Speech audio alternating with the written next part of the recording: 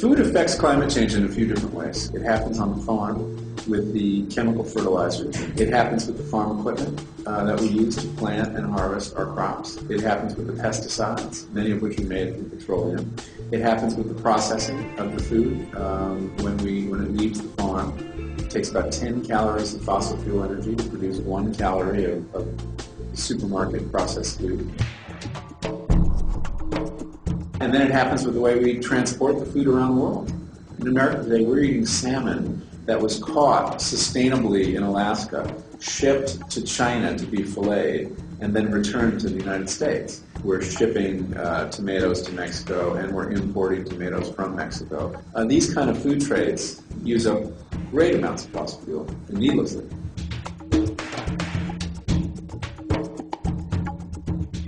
If you understand that what's happening on your plate changes the world, that informs, I think, the way you eat. Some people won't care. They'll go ahead and eat the same way they were.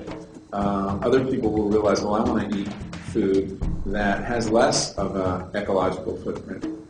And for them, there are a great many choices. Eat local, eat organic, eat sustainable food. Don't patronize fast food, which has a tremendous carbon footprint. You can decide, I'm shopping at the farmer's market today. I'm not going to the supermarket. I'm not going to eat meat 1 day a week, 2 days a week. That would have an enormous effect on climate change. What we call voting with your fork. That is one of the most important votes you have. And you can have it even before you're 18 years old. As I travel around the world, I'm often asking the question, what can I do? What should I do? And I think people expect me to say, well, recycle your newspapers and change your light bulbs to the more efficient ones and so forth. And those things are important. But we're now faced with the need to change the system, that is to restructure the global economy. And that means becoming politically active. The most important single thing that governments can do is to get the market to tell the truth. The market does many things well. One of the things it does not do well is including indirect costs. For example, we burn a gallon of gasoline. We buy a gallon of gasoline. We pay the cost of getting the oil out of the ground, getting it to a refinery, refining it into gasoline, getting the gasoline to the local service station. We do not pay the costs of treating respiratory illnesses for breathing the polluted air. We do not pay the cost of damage from acid rain, and certainly not the cost of climate change. We need to include these indirect costs, and we do it by reducing income taxes and raising carbon taxes.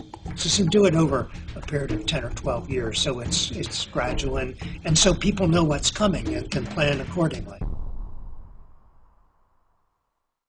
So I think the lesson is clear.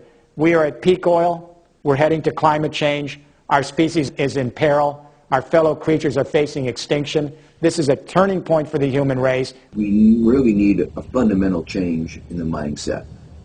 For decades now, as environmentalists, we've talked about saving the planet. What we're now talking about is saving civilization itself. We learn to become a steward of the biosphere. We learn to share our energy with each other. We take our responsibility for the planet. We need to try, but in the same way, we need to learn how to run a large industrial civilization without cheap oil. We're going to have to learn how to grow food to feed that industrial civilization without oil. And so, can we do it or can't do it? We just have to get to work and figure it out.